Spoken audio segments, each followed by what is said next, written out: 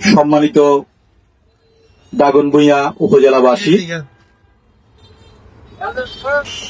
সম্মানিত police super Feni মহোদয়ের সার্বিক নির্দেশনায় আমরা দাগনভূঞা থানা পুলিশ সকলের জ্ঞাতার্থে কনস্টেবল পদে নিয়োগ পরীক্ষার বিষয়ে প্রচার করছি যে আগামী 13, 14, 15 আগস্ট সকাল 8 ঘটিকায় যে সকল ছাত্রীগণ ইতিমধ্যে অনলাইনে নিয়োগ পরীক্ষায় অংশ নেওয়ার জন্য আবেদন করেছেন, আপনারা সকাল 8 ঘটিকায় ফেনী জেলা পুলিশ লাইনে হাজির থাকবেন।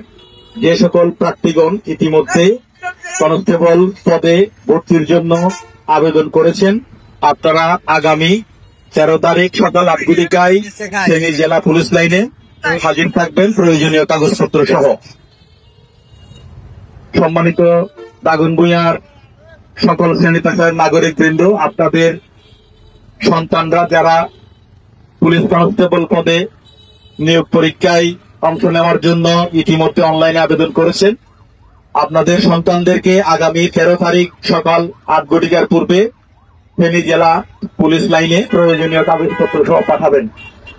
13, 14, 15 3 দিনেই শারীরিক মাপ ও কাগজপত্র যাচাই বাছাই করা হবে।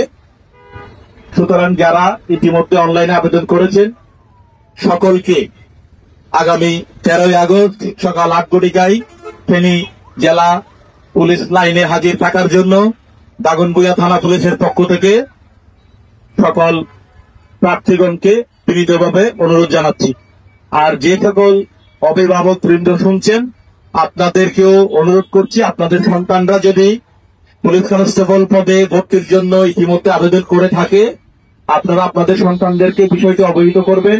আগামী 13 আগস্ট সকাল 8 ঘটিকার পূর্বে ফেনী জেলা পুলিশ লাইনে হাজির থাকবেন প্রয়োজনীয় কাগজপত্র সহ।